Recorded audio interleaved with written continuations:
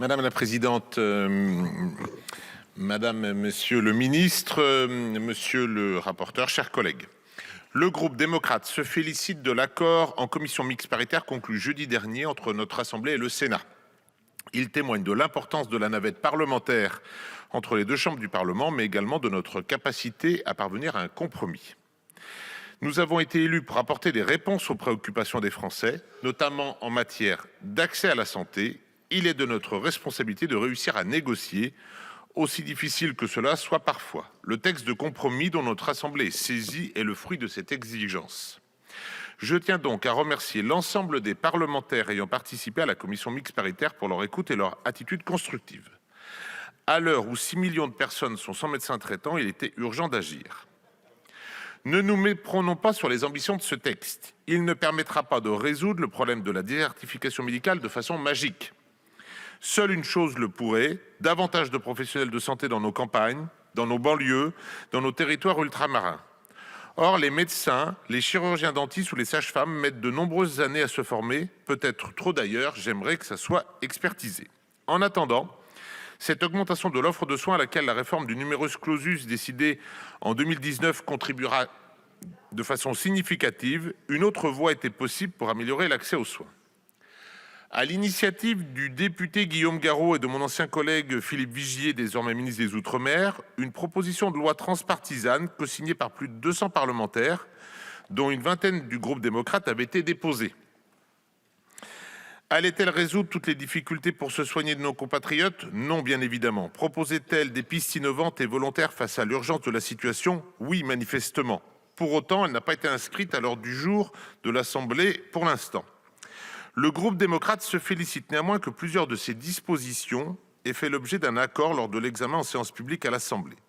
Je pense par exemple au renforcement du rôle du guichet unique dans l'accompagnement des professionnels de santé, pour les décharger autant que faire se peut des formalités administratives, ou à l'ouverture du contrat d'engagement du service public dès la deuxième année, pour que davantage de jeunes de milieux modestes soient soutenus financièrement pendant leurs études et aillent ensuite exercer dans un désert médical. Ou encore à la limitation de l'intérim en début de carrière pour inciter à la titularisation des jeunes diplômés. Désormais riche de 35 articles, la proposition de loi de notre collègue Frédéric Valletoux présente au final de nombreuses dispositions qui vont dans le bon sens pour améliorer l'accès aux soins. Nous saluons les avancées.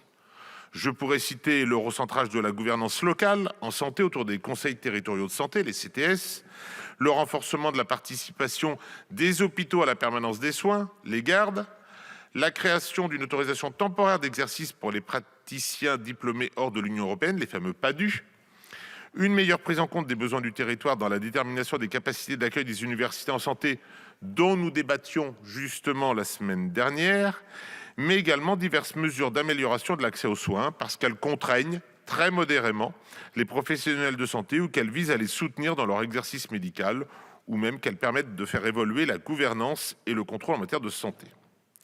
Nous pensons cependant que nous devrions aller plus loin pour renforcer l'égalité territoriale d'accès aux soins. L'une des propositions de la PPL transpartisane contre les déserts médicaux visait ainsi à faire évoluer les conditions d'installation des médecins et des chirurgiens dentistes.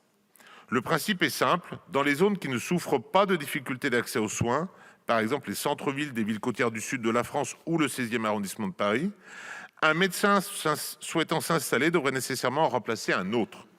C'est ce qu'on appelle le plaque à plaque. L'installation serait demeurée complètement libre partout ailleurs, c'est-à-dire dans l'immense majorité du reste du territoire. L'exercice de praticien de santé diplômé hors de l'Union européenne gagnerait également à être développé. C'est ce que proposait la version transmise au Sénat de cette proposition de loi, à travers la création d'une carte de séjour pluriannuelle pour les professions médicales et de la pharmacie. À court terme, notre priorité doit être de réussir à économiser du temps médical, par la coopération entre professionnels, par le recours à des assistants et par une ambitieuse politique de prévention. C'est toute l'ambition du projet de loi de financement de la sécurité sociale pour 2024. En complément de ces mesures, le groupe démocrate votera en faveur des conclusions de la commission mixte paritaire. Toute disposition visant à améliorer l'accès aux soins doit être soutenue et ce texte en comporte plusieurs. J'en félicite encore monsieur le rapporteur. Je vous remercie.